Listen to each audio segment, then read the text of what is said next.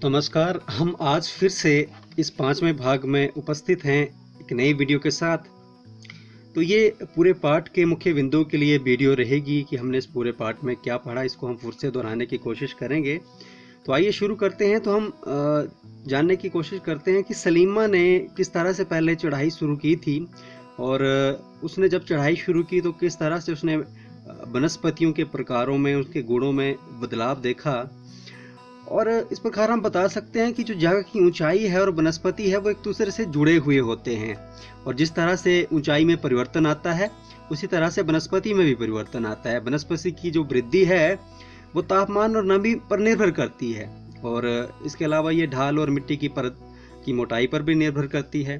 तो हमने जाना था कि ये जो वनस्पति है मुख्य 3 श्रेणियों में विभक्त होती है। जैसे कि पहला प्रकार है वन जो कि हमें उपयुक्त वातावरण और तापमान और वर्षा वाले क्षेत्रों में मिलते हैं। दूसरा जो कि घास स्थल जो कि मध्यम वर्षा वाले क्षेत्रों में मिलते हैं, और तीसरा है इसके अलावा कंटीली झाड़ियाँ का क्षेत्र है और ध्रुवीय क्षेत्र है। अब आगे बढ़ते हैं हम लोग। हम यहाँ पे जान पा रहे हैं कि जो तीसरे प्रकार की जो प्रकार है वो कंटीली झाड़ियाँ हैं, और ये जो है बहुत कम, जहाँ पे बहुत कम वर्षा होती है वहाँ पे मिलते हैं। तो सलीमा का जो ये अनुभव था हिमालय का, तो वो अपने पिता को बता रही थी। उसके पिता विश्व के अलग अलग जगह में जा चुके थे और सलीमा को विभिन्न महाद्वीपों के बारे में बताया। तो उन्होंने ध्रुवीय प्रदेशों में शंकुधारी वन के बारे में बताया, रेगिस्तानों में कांटेदार झाड़ियाँ, आर्द्र प्रदेशों में घने उष्णकटिबंधीय दृढ़ काष्ठ वनों के बारे में जानकारियाँ दी। सलीमा समझ गई कि हिमालय के क्षेत्रों में लगभग सभी प्रकार की वनस्पतियां पाई जाती हैं जो भूमध्य रेखा से ध्रुव की ओर जाने पर मिलती हैं। तो अब हम वनों के प्रकारों के बारे में हम जानते हैं मुख्यतः। तो वनों में जानने से पहले हम ये जानेंगे कि ब्राजील के उष्णकटिबंधीय सदाबहार वन, जिनको हम अमेजन के जंगल कहते हैं, वो पृथ्वी की फेफड़े की तरह प्रतीत होते हैं क्योंकि वहाँ पे बहुत सारे वृक्ष हैं। तो वन उष्णकटिबंधीय सदाबहार वन, इसके बारे में हमने जाना। डिटेल में हम पहले की वीडियोस में जान चुके हैं। दूसरे टाइप के जो यहाँ पे बताए गए हैं उष्णकटिबंधीय पर्णपाती वन। इससे पहले हम एनाकोंडा के बारे में जानते हैं। वो एक सांप होता है जो उष्णकटिबंधीय वर्षा वनों में पाया जाता है और जो मगरमच्छ जैसे जानवरों को भी खा जाता है, तो वो अमेजन में ही पाया जाता है। अब उष्णकटिबंधीय वर्षा वनों के बाद हम अगला जो स्थान है वो है शीतोष्ण सदाबहार वन। शीतोष्ण सदाबहार वन दक्षिण पूर्व अमेरिका, दक्षिण चीन, दक्षिण पूर्वी ब्राजील, यहाँ जैसे क्षेत्रों में पाए जाते हैं। और ये पिक्चर आप सामने देख पा रहे हैं शीतोष्ण सदाबहार वन की। इसके बाद अगर हम सामने देखें तो हमें दिखेंगे हाथी, फिजेंट इत्यादि और मोनाल, जो इन क्षेत्रों में जानवर मिलते हैं। और शीतोष्ण पर्णपाती वन अगले हैं। उच्च अक्षांश की ओर बढ़ने पर हमें शीतोष्ण पर्णपाती वन मिलते हैं, यानी कि जो पत्ते गिरा देते हैं उन वनों को हम शीतोष्ण पर्णपाती वन कहते हैं। जब हम आगे बढ़ेंगे तो यह जानेंगे कि शीतोष्ण पर्णपाती वनों के बाद हमें भूमध्य सागरीय वनस्पति मिलेगी। भूमध्य सागरीय जो कि भूमध्य यानी कि धरती के ठीक बीचों बीच का हिस्सा जो है उसको भूमध्य सागरीय बोलते हैं, और जहाँ पे सागर है और उसके आसपास की जो वनस्पति होती है, उनके पेड़ होते हैं, उनको भूमध्य सागरीय। तो भूमध्य सागरीय वृक्षों के बारे में ये जानकर हमें खुशी होगी कि शुष्क ग्रीष्म ऋतु में वो खुद को ढाल लेते हैं और उनकी मोटी छाल और पत्तियां वहाँ से पानी निकलने को रोकती हैं, और फलों की कृषि के कारण विश्व का फलोद्यान भी कहा जाता है। तो यहाँ पे इस तरह के फल मिलते हैं।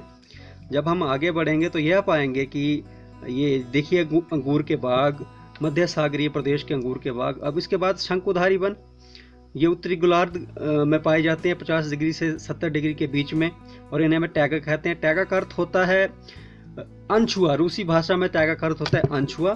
तो इन वनों का प्रयोग जो है वो लुगदी बनाने के लिए किया जा सकता है।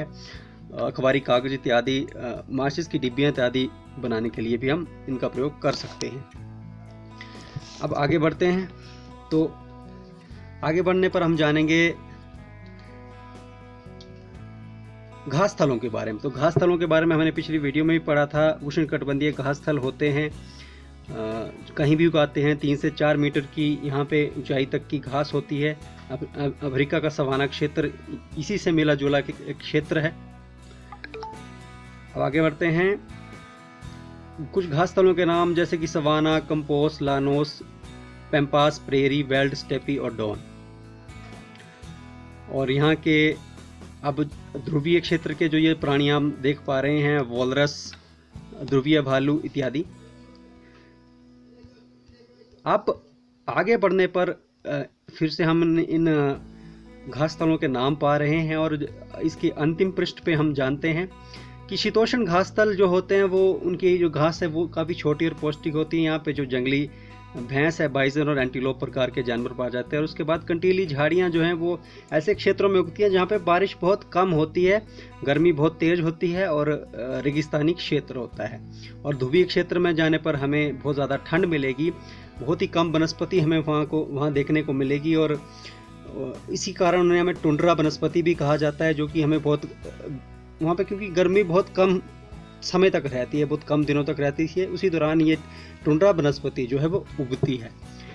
तो ये वीडियो जो है वो, ये पार्ट जो है हमने मोटे तौर पे पढ़ा। इस पार्ट में हमने वनों के बारे में पढ़ा, घास स्थलों के बारे में पढ़ा, कंटीली झाड़ियों के बारे में पढ़ा। तो मुझे उम्मीद है आपको ये पसंद आई है।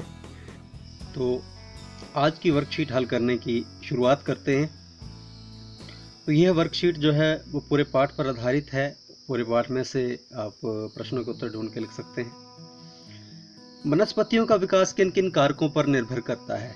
तो वनस्पतियों का विकास किन किन कारकों पर निर्भर करता है, तो ये शुरुआत में ही इसका उत्तर आपको मिल जाएगा अगर आप पढ़ेंगे।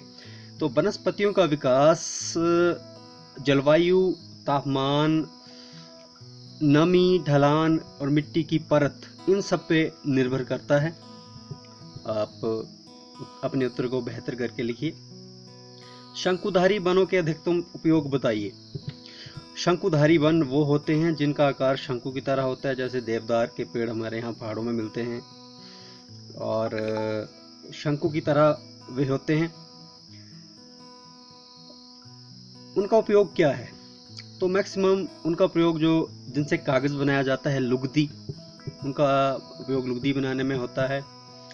पैकिंग के बक्से बनाने में के लिए हम उनका प्रयोग करते हैं।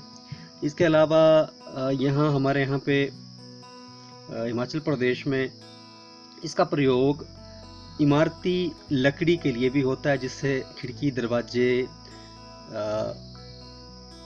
बेड बॉक्स जिसको हम कह सकें, या बिस्तर। इसके अलावा जो भी हम सामान, फर्नीचर या अपने घर में प्रयोग करते हैं लकड़ी का, उसमें हम प्रयोग करते हैं। इसके अलावा इसकी सूखी लकड़ियों को हम जलाने का काम भी ले सकते हैं।